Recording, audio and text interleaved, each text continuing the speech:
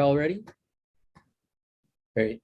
So good evening, everyone. Welcome to the County of Los Angeles Citizen Redistricting Commission Public Hearing for Communities of Interest Input, Zone H. Today is August 19th, 2021, and the time is 7:06 p.m. We will now call the public hearing to order. I will now take the roll. As a reminder, commissioners' names will be called in a rotating alphabetical order by last name. Commissioners, please be prepared to unmute your mic and respond when your name is called. Commissioner Mary Kenny.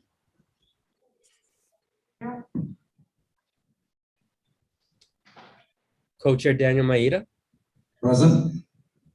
Commissioner Mark Mendoza. I'm taking a shower. Okay? Present. Make sure I'm not in the background. Commissioner Apollonia Morales. Present. Commissioner Nelson Obregon. Present. Commissioner Priscilla Orpanella Segura. Absent. Commissioner Hyla Soto. Present. Commissioner Saida Soto. Present. Commissioner Brian Stetcher. Present. Commissioner John Vento. Present. Co-Chair Carolyn Williams, excused. Commissioner Dorina Wong. Present.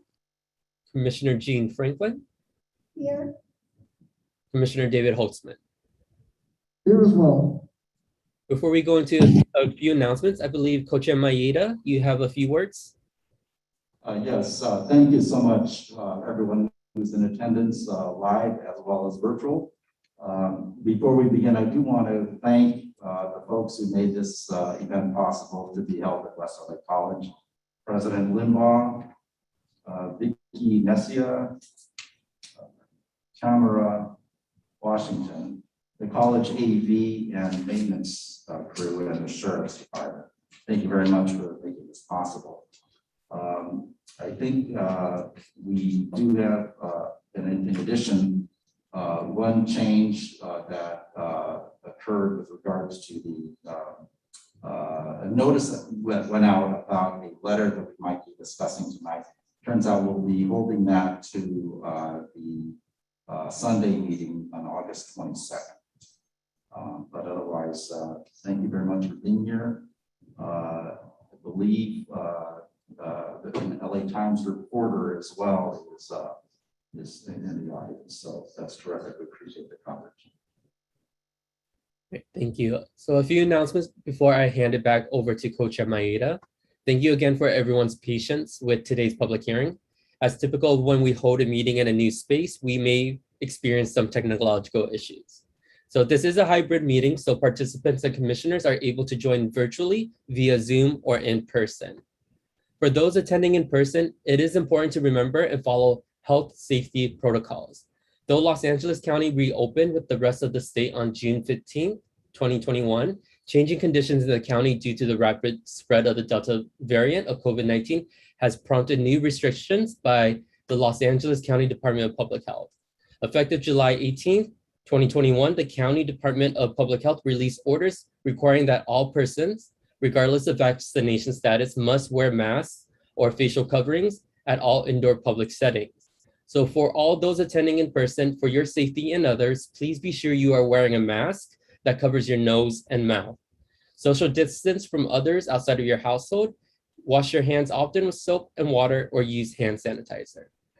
If you test positive for COVID-19 or feel symptoms after the public hearing, please contact the clerk at tle@crc.lacounty.gov so we can let individuals who signed in know of their potential risks. If you test positive for COVID-19, please quarantine at home for 10 days and inform any close contacts to quarantine for at least 10 days. Contact your doctor or healthcare provider for further direction. Continue to monitor symptoms for the remainder of the 14 days and seek medical attention if symptoms escalate, including difficulties breathing or keeping fluids down. Please remain in contact with the Department of Public Health. If you are feeling symptoms, immediately quarantine for 10 days and get tested at any public health test site immediately. Contact your doctor or healthcare provider for further direction and continue monitoring your symptoms for the remainder of the 14 days. Seek further medical attention if your symptoms worsen. including trouble breathing and keeping fluids down. A patient is considered to be infectious from 2 days before their symptoms started until their isolation period ends. Asymptomatic individuals with a positive COVID-19 test are considered to be infectious from 2 days before their test was taken until 10 days after their test was taken. A close contact refers to individuals who were exposed to a confirmed COVID-19 case during the infectious period.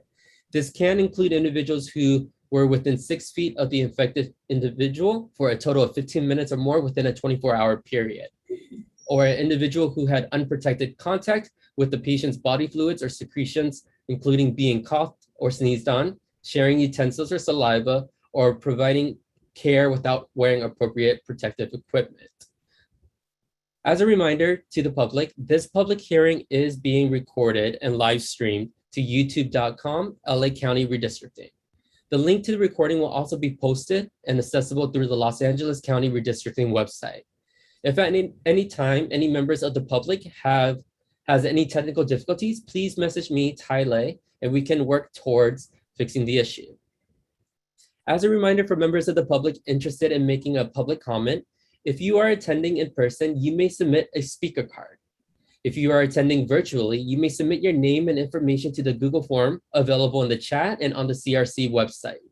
You will be asked on the form to describe your communities of interest. Please make sure that your Zoom display name is the same as the name you submitted to the communities of interest form.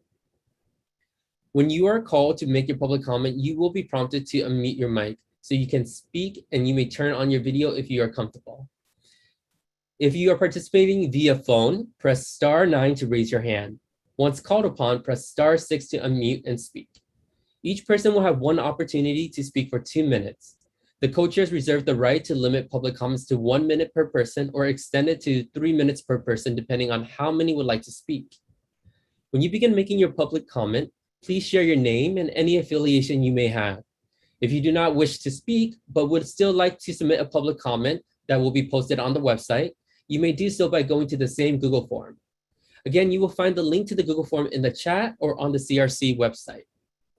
For members of the public who would like to make a public comment on communities of interest and not a resident of Zone H, you may submit your name and affiliated organization in the Q&A.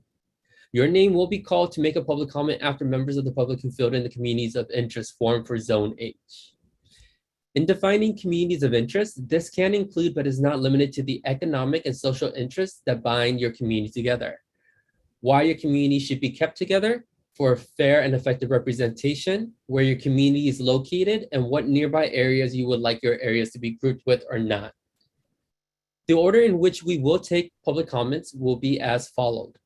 First, individuals who complete in-person speaker cards. Second, individuals who complete the communities of interest form by submission. Third, individuals who submit their name to the Q&A box on Zoom. And fourth, individuals who call in. I will now turn the agenda over to Co-Chair Maeda. Thank you, Ty. So if there are no changes on the agenda, we'll just proceed to the public hearing. Members of the public who are visiting us virtually, please do fill out the speaker card. You do not have to speak orally if you do not want to, but if there is a place where you can check the box to be able to speak orally, then I will call on you in order. If you're here as a member of the public in person, then you should have an opportunity to speak as well. But before we accept your public testimony, we do want to make a brief presentation. Some of the commissioners here and I will participate in that process. So just a little bit about what we're doing here, what redistricting means, and how you can plug into the process. Can I have the first slide, please? So we have a new process here in redistricting for the county. And we want to go over that in a little bit. Next slide. Unlike in the past, when the Board of Supervisors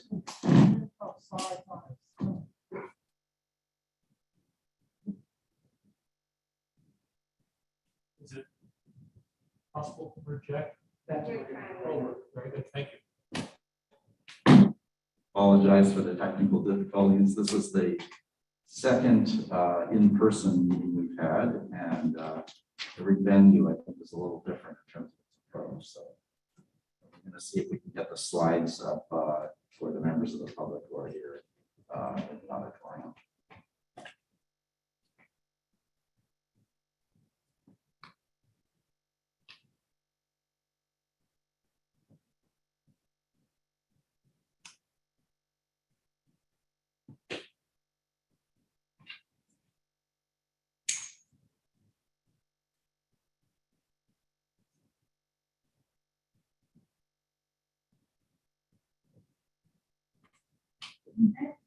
All right, good evening, everyone. Welcome to the County of Los Angeles Citizen Redistricting Commission public hearing for Communities of Interest Input Zone A. Today is June 14, 2021, and the time is 7:02 p.m. We will now call the public hearing to order. As a reminder, That obviously was the recording of this very meeting, beginning of it.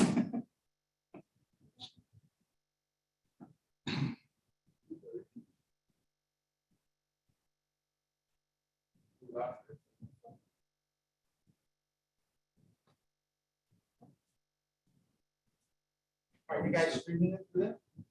We can still see the Zoom, so. I could turn my computer around. Well, there's one at the podium. It's just Oh, small. okay. Yeah. We have the slide. Some people. Oh, you all have the slides? We have the printout, That's Okay. a good point. I don't need the laptop. for us at least. Okay. Well, then if people on Zoom can see this. Great, that's an excellent suggestion. We'll go ahead and proceed then. For those in the audience who have the paper slides, you can look at the copy. All right, so what I'm saying is that in the past, the LA County Board of Supervisors appointed a boundary redistricting commission that they hand selected, and this committee reviewed the census data and suggested maps for the new districts for the Board of Supervisors. But those supervisors were free to reject those suggestions and draw their own maps.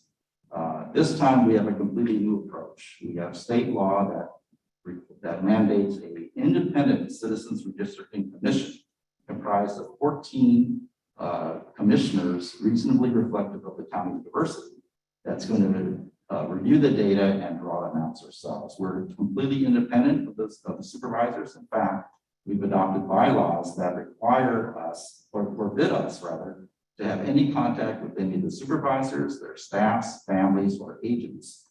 And so we pride ourselves in that independence. Next slide. We adopted certain values to do our work as well. We pledge to be accountable to each other and to the process, to the constituents of Los Angeles County. We pledge transparency, and we're committed to doing everything in an open fashion.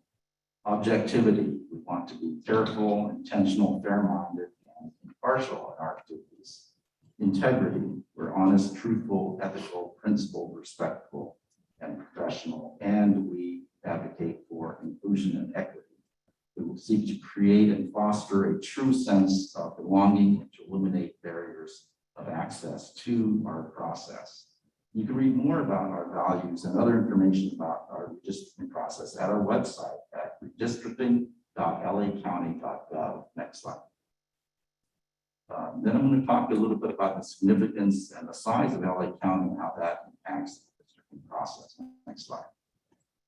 Redistricting is important because people move around in the United States and they're born and so forth. And so every 10 years, there's a new census that's taken. And that shows where everybody in the United States, the counts all the people in the United States and shows where they live. And various bodies have to go about refashioning the district lines, the districts of political representatives to make sure that each representative is representing the same number of people, roughly speaking. In California, there is a California Citizens Redistricting Commission. They're responsible for drawing new lines for congressional districts, for state assembly and state senate districts. Locally, there's a Los Angeles City process where they're redrawing the lines for the city council districts in the city of Los Angeles. Our jurisdiction is solely for the 5 Board of Supervisor districts in Los Angeles County. Next slide. Redistricting is important because, as you might know, LA County is a very large district, and each district representing, LA County is a very large jurisdiction, and each district within that county. All right, good evening, everyone. Welcome to the County of Los Angeles. Each district comprises many, many people, and each district also provides, the county provides public health and public medical facilities. There's tax assessments that are imposed, social services, and there's a sheriff's department, which polices the unincorporated areas of the county. And then even some cities contract with the sheriff for policing services. And each supervisor controls an enormous amount of resources as well. So it's very important who your supervisor is in your particular district. Next slide. Los Angeles County is the most populated county in the United States, comprised of roughly 10 million people. A full quarter of the entire state of California resides right here in LA County. LA County is the third largest metropolitan economy in the world. And the county is comprised of 88 cities and over 100 unincorporated areas. And as you all know, it's one of the most ethnically diverse counties in the United States. Next slide. This slide shows you the current 5 supervisorial districts in LA County. The pink areas are unincorporated and the white areas are incorporated cities. You'll notice District 5 at the top is much, much larger than any of the other districts. Let's say, for instance, District 2 in the middle. Why is that? District 5 is sparsely populated, less dense, and so you need a lot more geography to put together in order to comprise roughly 2 million people, which is the same size roughly as District 2. When we get the new census data, we may find out that we might have to shift around these lines in any event to make sure we have 5 districts that are roughly the same population. We are tasked with creating 5 districts. We're not able to create more than 5 or less than 5. That would require state voter approval. Next slide. Next, we're going to talk a little bit about the overview of redistricting, but for this point, I'm going to turn the mic over to Commissioner Jean Franklin. Thank you, Co-Chair Maeda. I'm Jean Franklin, and I reside in District 2. Next slide, please. Where to draw the lines? U.S. Census counts people every 10 years. Lines are redrawn every 10 years to create 5 reasonably equal districts, approximately 2 million people each. Next slide, please. Gives racial and ethnic groups a fair shot. What do I mean by a fair shot? The Voting Rights Act prohibits discrimination in voting based on race and ethnicity, giving them a chance to elect a candidate of their choice. A candidate that can understand and respond to their needs, the needs of their district. Next slide, please. Here's an example of how redistricting can take away minority voting rights. For example, this meets at least one criterion: equal number of voters in each district. What happens to a minority voting rights? They are diluted in this example. There's an equal number of people of color in each district. The question we ask, based on the Voting Rights Act, is there a way to draw districts that can give minorities a chance to maximize their voting rights? Next slide, please. This example shows how, based on the Voting Rights Act, we may need to draw a district that allows communities of color to elect the candidate of their choice. We still have 4 districts, each equal in size. What's different about this example? The Central District is 75% minority voters and meets redistricting criteria. A, large enough to be a majority minority district. B, is geographically compact. C, politically cohesive. D, geographically contiguous. Next slide, please. The key point is all parts of the district must be geographically connected. In these examples, One is not connected geographically. The second one, which represents an actual district outside of California or district outside California, is geographically connected. Next slide, please. As we draw the district boundaries, we want to keep together in one district as much as possible, cities, local neighborhoods, and communities of interest. This hearing is designed to get input on local communities of interest and what makes them a community. Specifically, communities of interest are one, geographically connected or contiguous. There are boundaries such as streets, geography, or other things that define their areas. Two, have common social and economic interests, such as financial or culture that binds a community, or local issues such as pollution and or traffic or lack of access to services, such as medical, senior citizens, or even common language. We need to hear from you so that as much as possible, we will strive to keep communities of interest in the same district. This helps the elected representatives to be responsive to these community concerns and interests. Next slide, please. Key points to keep in mind. We look at the shape of the district, compactness, density, and again, whether it's geographically connected. Don't bypass nearby populations to draw a district. Next slide, please. Lines are drawn to not favor any particular party. What is gerrymandering? Historically, gerrymandering is redrawing of lines to exclude minority communities by limiting their ability to vote for their candidate of choice. We avoid partisan favoritism. Where you draw the lines matters. In addition to the 5 criteria that we must consider, we also should not favor or discriminate against an incumbent political candidate or political party. On this slide, 60% of one group is yellow and 40% of the other group is green. That could represent political parties or communities of interest. Here are 2 examples of the many different ways to draw the lines, but we want to ensure that the districts are drawn fairly, represent the proportionality of the group as much as possible. One is more fair than the other. Next slide, please. Note this illustration, fair, proportionate to electorate. Now I would like to introduce Commissioner Kinney, who will give an overview of what you can do. Thank you. Thank you, Commissioner Franklin. Next slide, please.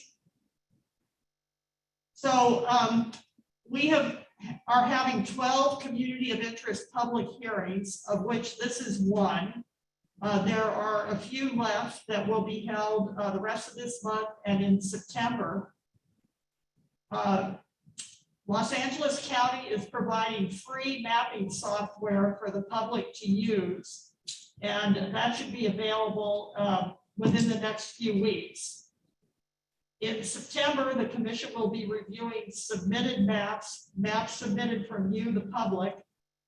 And in November, we will have more public hearings regarding options, different ways to draw the supervisorial districts. On December 15th, the commission will adopt the final map for the supervisorial districts. Next slide, please.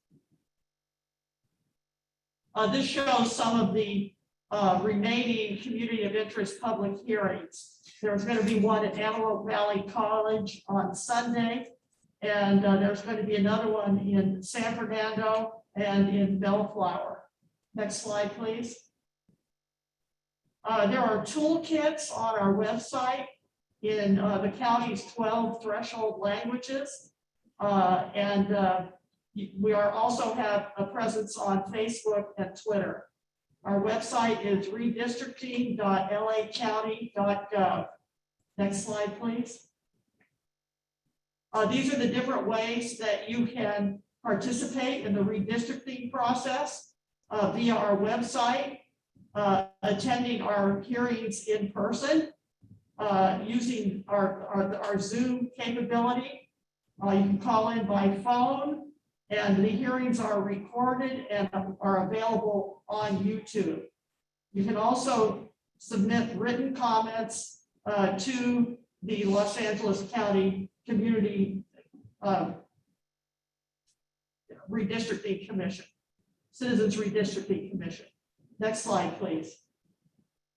This is the list of our commissioners, and our bios are available on the website. Next slide, please. And this is our very capable staff that has been supporting us through this process, and their contact information is also available on our website. Next slide, please. Thank you. Thank you, Commissioner Denny and Commissioner Franklin. Ty, if you could read again the requirements or the ways in which people can plug into this process, and we will get ready to accept public testimony. Of course. So as a reminder for members of the public interested in making a public comment, if you are attending in person, you may submit a speaker card. Once you are done filling out your speaker card, just raise it up and one of the staff members currently there will pick it up. If you are attending virtually, you may submit your name and information to the Google form available in the chat and on the CRC website. You will be asked on the form to describe your communities of interest. At the end of the form, it will ask you if you would like to make a live comment. Please make sure that your Zoom display name is the same as the name you submitted to the communities of interest form. When you are called to make your public comment, you will be prompted to unmute your mic so that you can speak. And you may turn on your video if you are comfortable.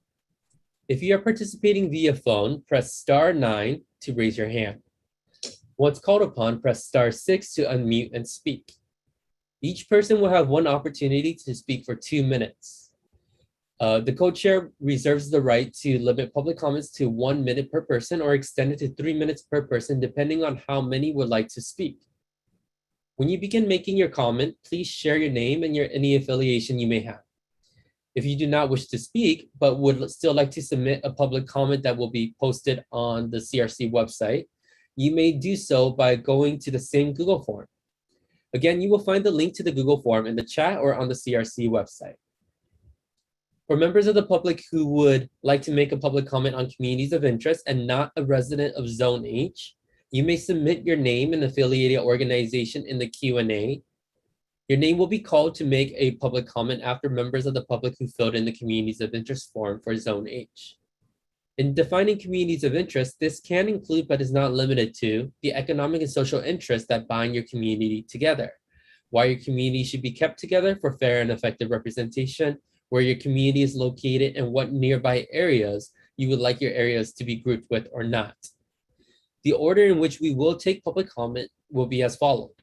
First, individuals who complete in-person speaker cards.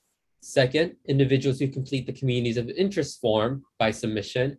Third, individuals who submit their name to the Q&A box on Zoom. And fourth, individuals who call in. Okay.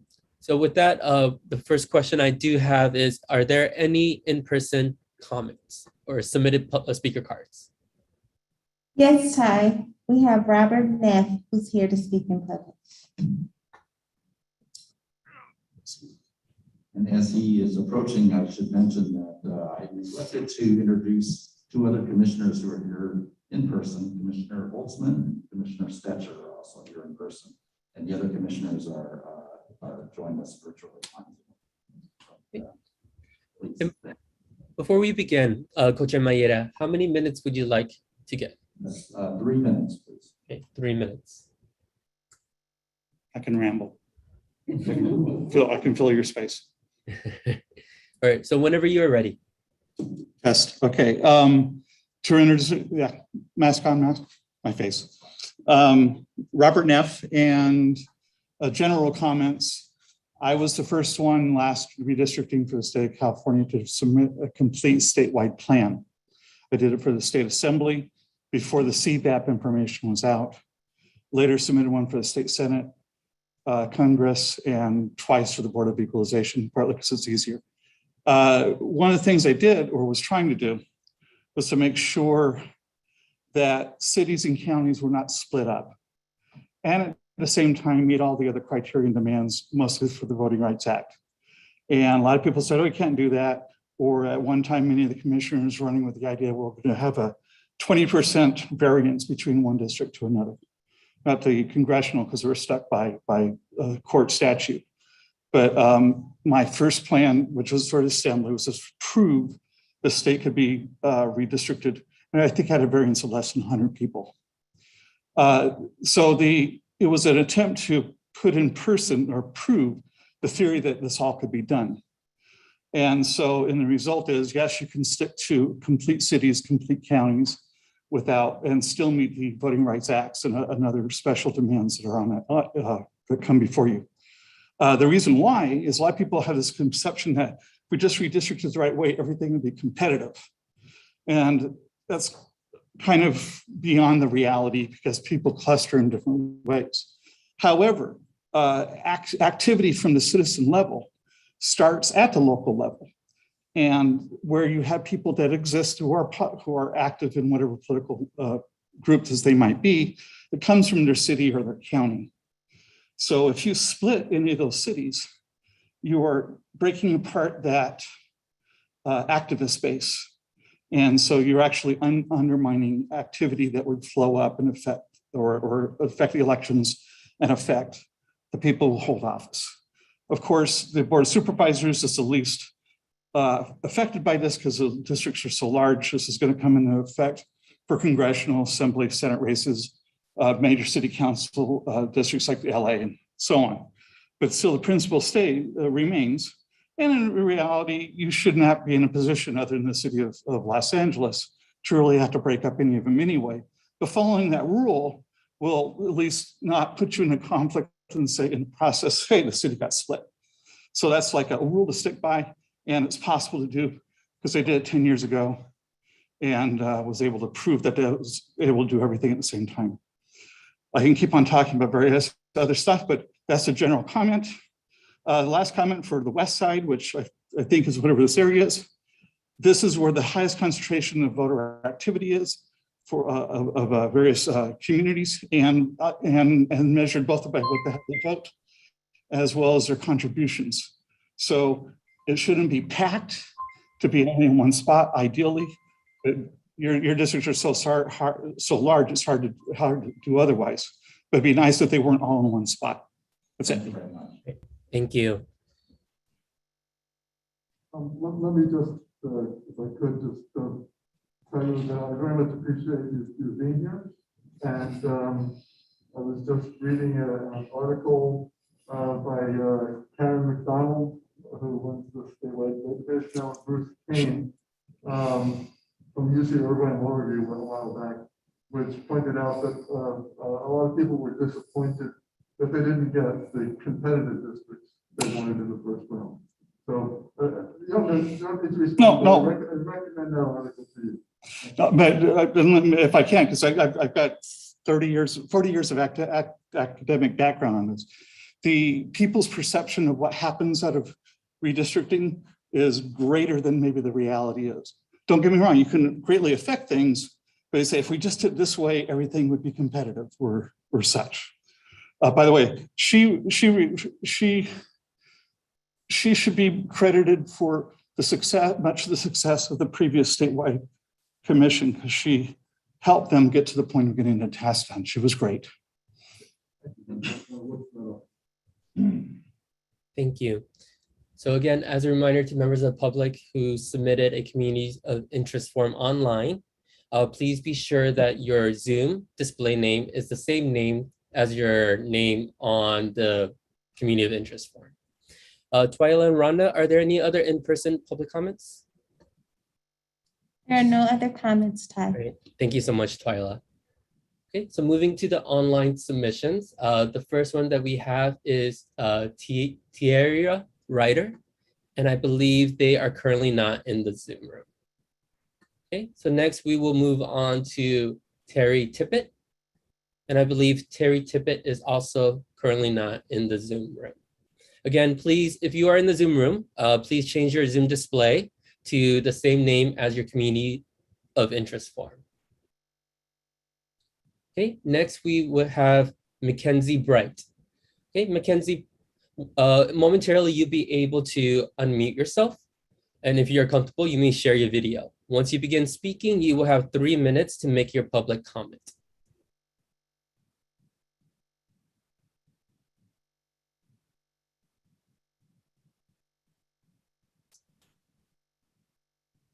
Good evening, honorable commissioners. My name is Mackenzie, and I am speaking on behalf of the city of Rancho Palos Verdes.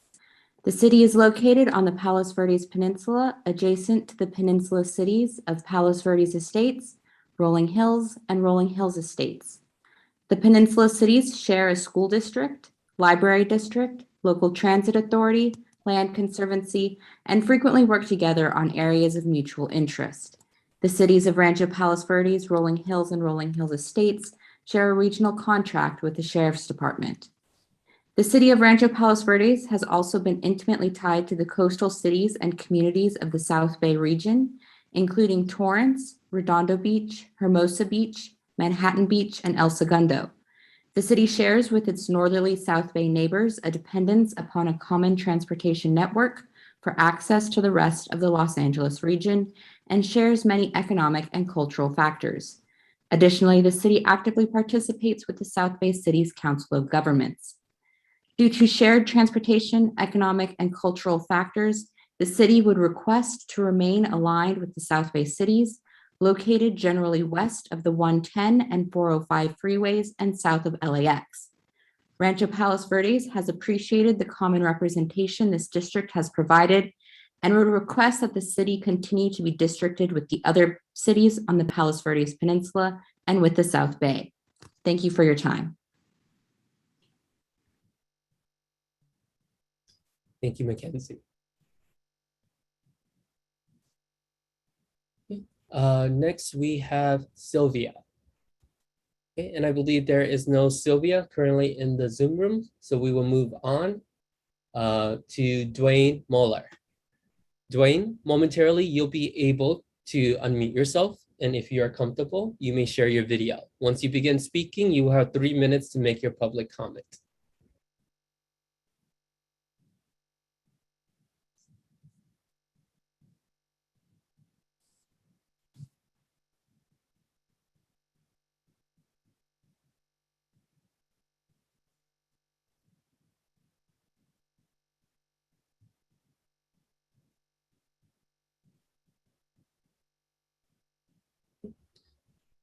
So whenever you're ready.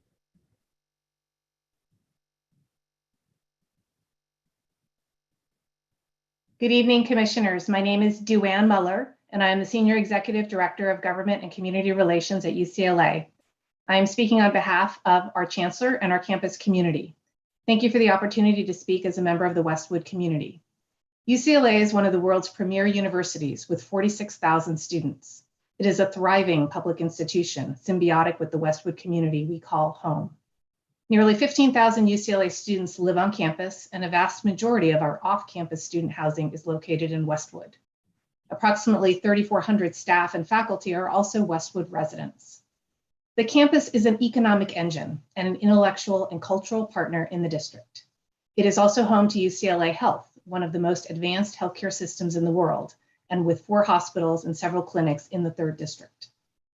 UCLA has over 66,000 alumni living in the 3rd district, with over 11,500 in the Westwood neighborhood. Our alumni play a vital role. They serve as volunteers and share common interests along with the community at large. Our boundaries, like those of Westwood, are compact and contiguous. For years, our campus has worked to build relationships with our surrounding neighborhoods, including Westwood and Westwood Village. Fostering these relationships remains a top priority for us. In addition, we work closely with our 2 neighborhood councils, the Westwood Neighborhood Council and the North Westwood Neighborhood Council, as well as the Westwood Village Improvement Association. Together, we share strong historical communities of interest. We take great pride in working jointly to address community and regional concerns, and we want to continue being represented by one supervisorial district. Equally as important is fostering a relationship with one district representative that can meet the needs of the university as well as the needs of our neighbors. Our history is rich and deep. Just 2 years ago, we celebrated the centennial of UCLA's founding. Since the university's move to Westwood in 1929, we have grown together with our neighborhood, and we want to continue fostering this special working relationship within one supervisorial district. Thank you for your consideration. I know we Thank you try for to maintain impartiality, but I hope you forgive me if I say, go Bruins. Great. Thank you so much. I'd like to thank Ms. Muller as well as Ms. Wright for submitting written comments as well. I read those and we'll certainly be considering those too. Thank you. I'm sorry, Commissioner Holtzman, I don't believe some of us heard that or clearly. Ms. Muller submitted written comments also that very much track the comments we just heard. And I just want to say I appreciate that when the commenters do that. So thank you for. Apologies, Commissioner Holtzman. I believe it's still a bit muffled on our end. I believe it's still a bit muffled. Hello, can you hear me? Yeah, yeah, but I believe it's something to do with your mic as well. Okay, well, just thank you for all this. What I'm saying is thank you for submitting the written comments. And yeah, I'll say go Bruins too. I went to law school to teach teachers. Thank you, Commissioner Holtzman. All right, our next speaker is Susan Petrulis-Nisman. Susan, momentarily you'll be able to unmute yourself. If you are comfortable, you may share your video. Once you begin speaking, you will have 3 minutes to make your public comment.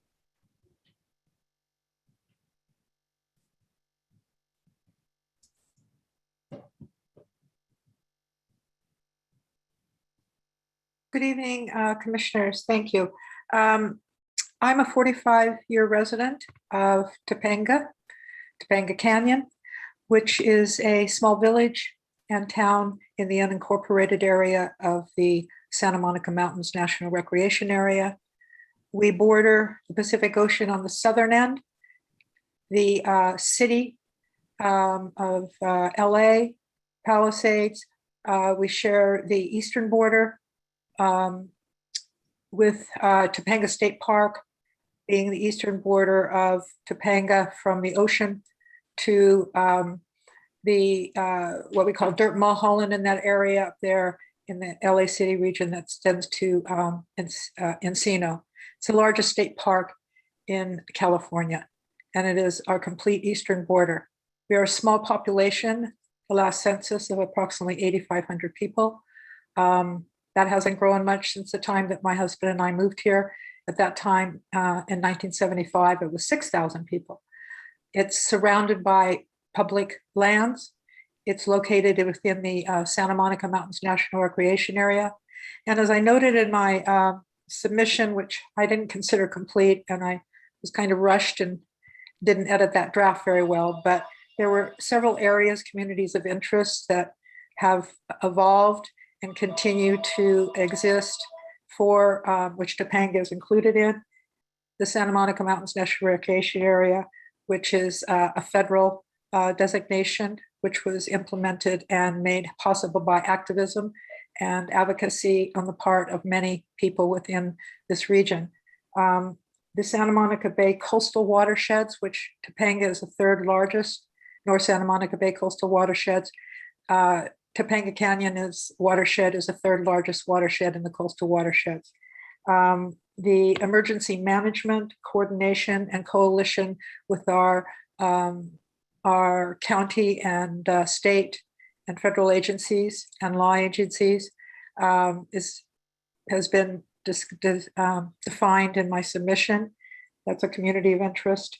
And the water quality North Santa Monica Bay region, which is designated by Public Works as a region that Topanga belongs to, and that's responsible for implementing programs and projects for compliance with the MPDS and stormwater permits for that region. So that's just a short and sweet little adventure into some of our communities of interest. And if you read my submission, I think that I give a little bit more of a better outline, more detail. Also, I would like to know that we can, in this community, submit more comments and more expansive in terms of defining Topanga and its region. Thank you. Thank you, Susan. Again, you are more than welcome to submit additional comments to the Google form, the Community of Interest form. It will be submitted and posted to the website for viewing by the commissioners and by members of the public. Am I still on mute? No. Nope, you. Okay, I just have one question. When I pushed the submit button this afternoon, it went away and I don't know where to find it. I'm technically challenged. So is there some guidance that can be provided, maybe in the chat, on how to retrieve what I wrote? Okay. So Susan, feel free to email me. It's also in the chat. I'll put my email and I can help you with that. But altogether, you can also submit a new form. But if you would like to see what you submitted before, it will be up on the website after this meeting. Okay, that's great. Thank you. Thank you, Susan. And let me just reinforce that people can submit more than one form and encourage your neighbors and others to submit forms. They do not have to attend a public hearing. Every form submitted is analyzed and reviewed, and the commission will use the input. Our next speaker is Roger, but Roger Pugliese is currently not in the Zoom room. Again, for any members of the public who did submit a community of interest form, please be sure that your Zoom display name is the same as your community of interest form name. We do have present live here. So, sorry, Co-Chair Maeda? Yes, we have another speaker present live here who would like to speak. Great. Okay, so commissioners, we have Emily Amador.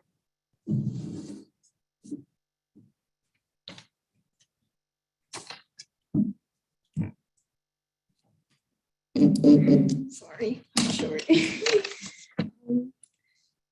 Good evening. Can you all focus the map in the area of South Los Angeles, specifically the USC area, Inglewood and Gardena, please?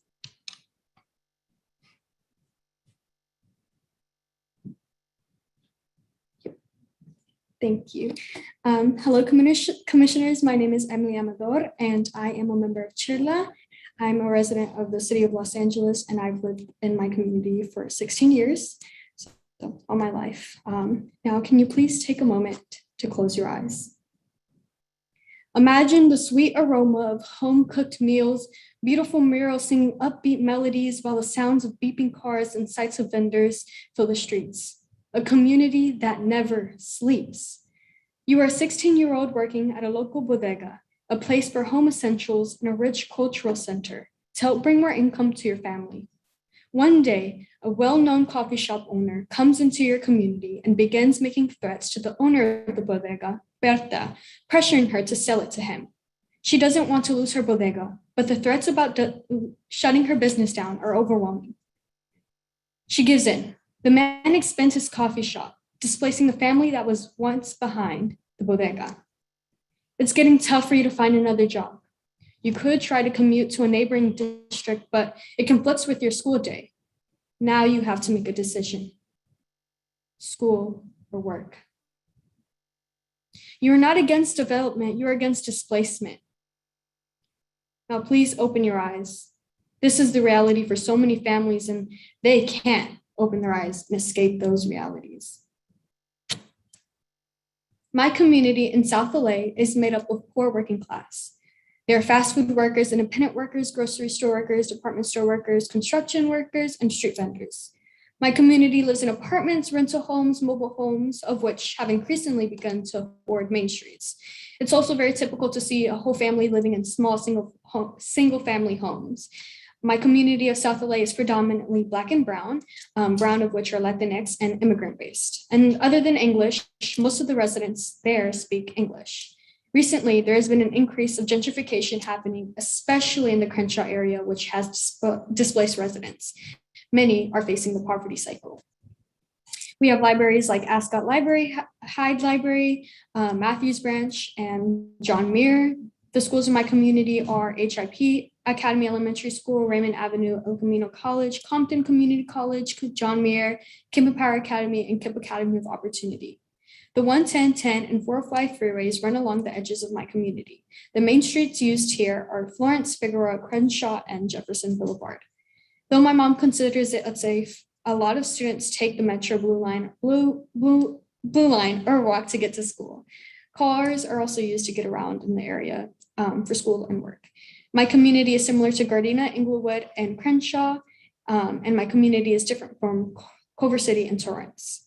It is vital that my community stays united because we care about stopping gentrification, providing access to healthy food, advocating for immigrant and Christian rights, air quality, education exposure, and homelessness. We also care about access to early education and higher education because typically resources are not catered to our experiences. Redlining is an issue, is an even greater issue because it is harder for our people and our communities to own a house, which combined with traumas with different oppressive systems is affecting my community. By keeping South LA, Gardena, Inglewood, Crenshaw together in one district, we can gain political power to elect representatives that can be champions of these issues. Thank you all for your consideration. Thank you. Our next speaker is Roger. Roger is joining us now. So Roger, momentarily you'll be able to unmute yourself. And when you begin, if you're comfortable, you may share your video. Once you begin speaking, you will have 3 minutes to make your public comment.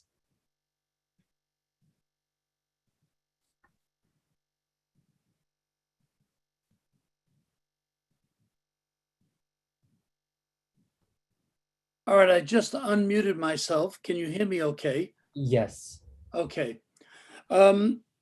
My name is Roger Pugliese, and I am the Vice President of the Las Virgenes Homeowners Federation. I'm also a resident of Topanga Canyon. It's extremely important that when the district lines are drawn, that the entire Santa Monica Mountains remain in one district as we are now. We're in District 3 as we say right now, and we feel it's very important that we all remain in one district. We share the watershed, the entire Santa Monica Mountains watershed. We have a North Area Plan, and we have a local coastal plan, both of which encompasses the Santa Monica Mountains. So as we move forward, it would be important and will be very important that we are represented as one district, and that the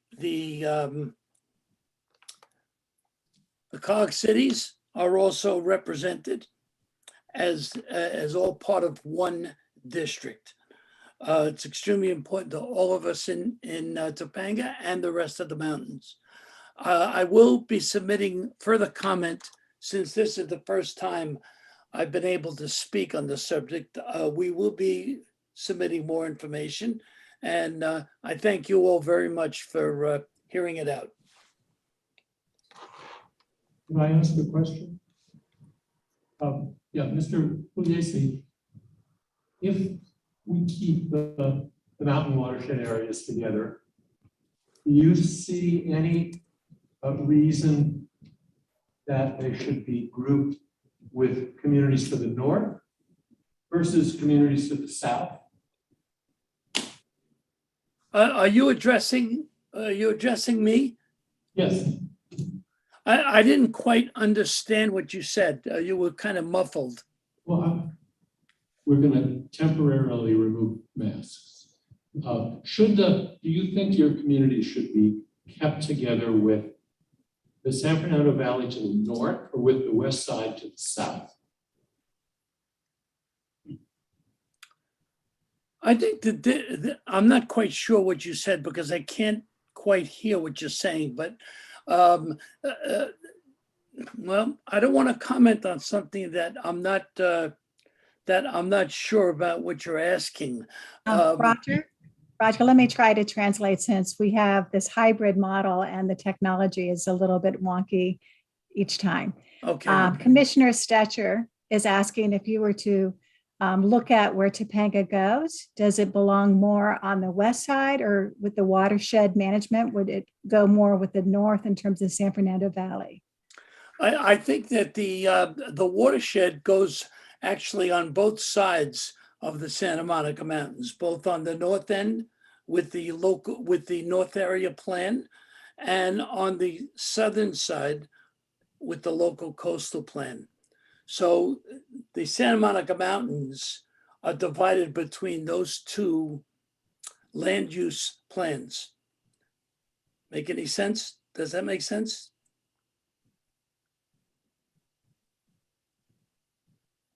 All right. I think by Commissioner Stetcher's nod, that does make sense. Okay.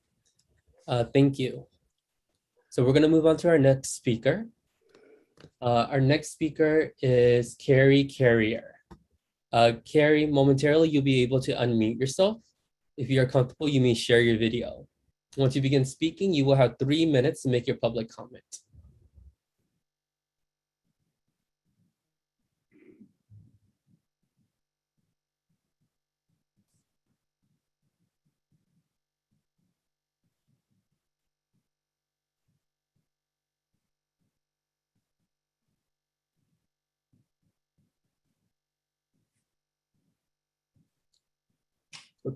Carrie, whenever you are ready, you can unmute yourself and begin making your public comment. Wonderful. Can you hear me? Yes. Great. Okay, let me pull up my my comments. Like Roger, by the way, I too am a member of Topanga, like Roger Pugliese and Susan Nisman, who spoke before me. Topanga in the heart of the Santa Monica Mountains. And we are a very passionate and very active community that is fiercely protective of the environment and very invested in wildfire protection measures. When you asked that question, actually, I thought it was very interesting of Roger, and we need more time to think on that. But I would say just off the cuff that we really can't choose. It's sort of a Sophie's choice. We can't choose one or the other because to the south, the coast, that incorporates our local coastal plan. And there is a lot of watershed habitat protection that's extremely valuable in that area. It's invaluable to our natural resources and environmental protection. And that is part and parcel of who we are as Topangans. At the same time, and like Roger was saying, the watershed, it goes from north to south, so it's not exclusive to the local coastal plan. The other thing is to the north, in our sort of chaparral and valley side, there's a lot of forested land and different environments, oak woodland, and chaparral that's very fire prone, and we share a lot of wildfire protection interests in common with those areas. And these are interests that we have cultivated and plans that we've cultivated over the years. And really, there's no choosing one or the other. It's the heart of who we are, both of those, the North and the South. But anyway, to get to my formal comments, let me get on with that. Okay, dear commissioners, thank you.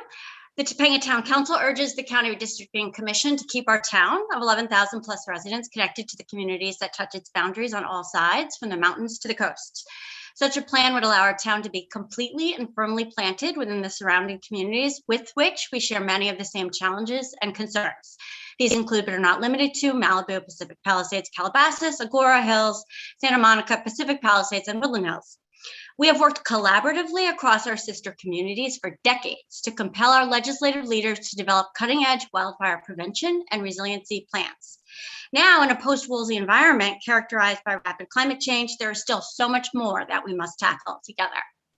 We have long fought arm in arm to protect our coastal mountain resources from drought, degradation, and habitat destruction, tirelessly educating our legislators on the importance of protecting our watersheds and safeguarding contiguous habitat for our beleaguered mountain lion and monarch butterfly populations. For these reasons, we encourage the Redistricting Commission to allow Topanga to continue with the districting plans that have been in place since 1991, 2000, and 2011, respectively. In sum, it is worth noting that our request dovetails with the CRC's own priority of continuity of geography. Thus, keeping these mountain and coastal communities entwined will help ensure stability, ensure projects and programs that affect our environment, livelihood, safety, education, growth, and spirit. Thank you. Thank you, Carrie.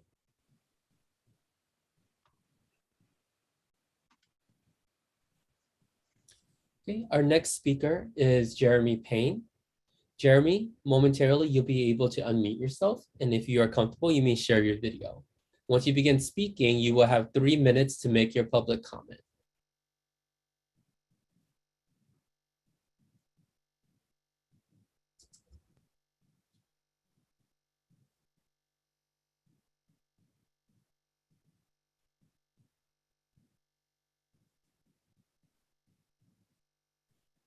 Hi there. Hope you can hear me. Good evening, commissioners. My name is Jeremy Payne. I'm calling with Equality California, the nation's largest statewide LGBTQ plus civil rights organization. As always, thank you so much for taking the time to hear from us, especially the LGBTQ plus community of interest in Los Angeles County and in this zone. As you may know, redistricting impacts policy goals that are specific to our struggles for equality. And that, of course, can be impacted by fair redistricting. So Equality California wants to make sure that we're engaged with all of our community members in the 2021 redistricting process. I'm calling in via Zoom for a significant geographic LGBTQ plus community we identified in Zone H, specifically the areas of Marina del Rey on the coast, moving up to Venice, Santa Monica, Pacific Palisades, and then extending east along the corridor of Westwood, Beverly Hills, all the way into West Hollywood, which I know is not officially in Zone H, but of course, all these areas represent, or the majority of them represent the 3rd supervisor district. And I am just calling in to share that these areas have served as major building blocks of Los Angeles's LGBTQ plus community. It contains many LGBTQ plus establishments and places of gathering. And there's a rich history for our community with some of these areas, especially in the city of West Hollywood, which became the first city in the nation to have a majority openly LGBTQ plus governing body. And so that is really meaningful to our community. And even today, the LGBTQ plus COI, community of interest, has shown evidence of voting cohesively to elect candidates of choice, both members of the LGBTQ plus community and also allies who have been consistently responsive to the LGBTQ plus community in this area. The same LGBTQ plus community of interest elected the first openly LGBTQ plus member of the Los Angeles County Board of Supervisors. And this demonstrated some of those cohesive voting patterns and paved the way for representation in LA County. I am calling just to ask that this LGBTQ plus community of interest be kept together and not separated from one another, diluting the community's power. And I understand that this is a smaller COI. So I just want to say if it's not large enough to comprise its own district, I do want to share that there are other large LGBTQ plus populations in LA County, in the San Fernando Valley, specifically in the Studio City, Valley Village, and North Hollywood area. I believe that was Zone C. And then in the eastern area, I guess, is East Hollywood, Los Feliz, and Silver Lake. They all are home to large LGBTQ plus populations with their own rich history in these regions. And they all kind of share a very similar interest as the LGBTQ plus community of Los Angeles County. So that's all I wanted to share. Thank you so much for having me and look forward to sharing a little bit about the LGBTQ plus history in LA County. Thank you. Thank you, Jeremy. Mr. Payne, can you hear me? Yes.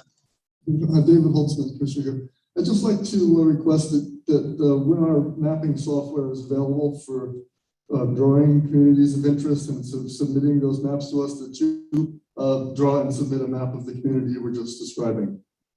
Absolutely. It's on my list of things to do. Thank you, Jeremy.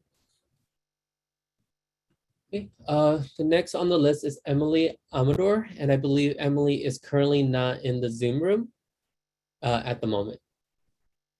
Okay.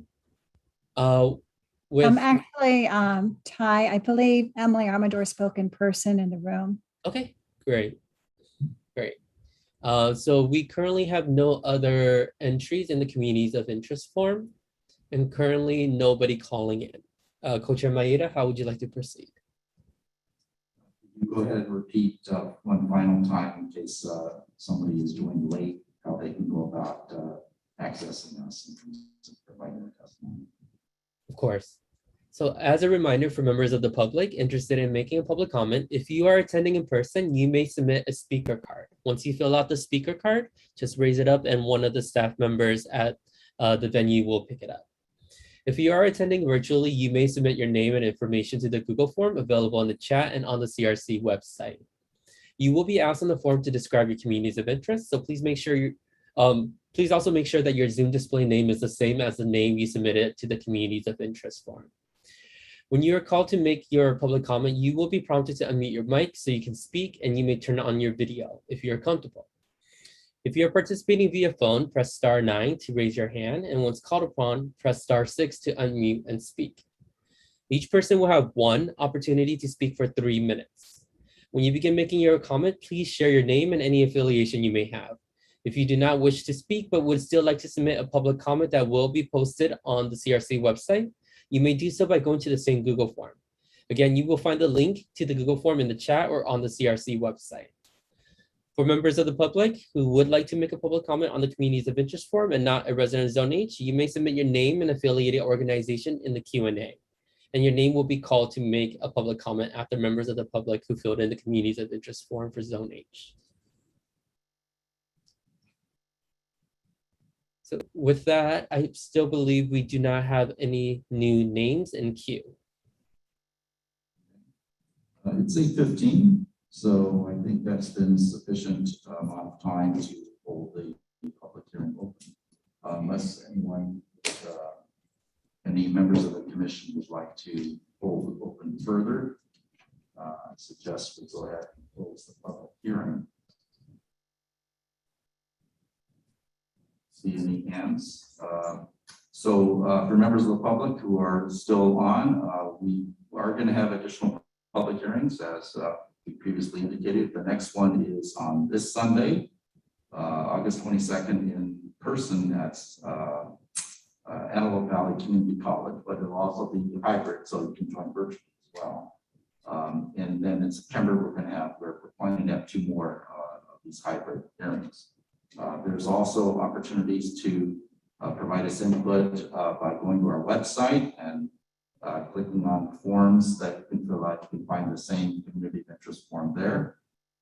And as it has already been indicated, soon we will be providing training for mapping software.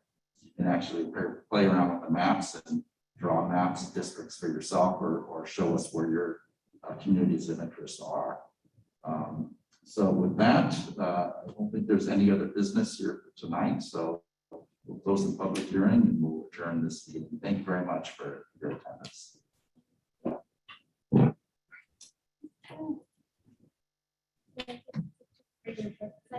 Good night. Bye-bye. Thank you. Have a good evening. Good night, everyone. Good night. I want to thank the county people for bringing together the technology in this experimental hybrid model. You're welcome.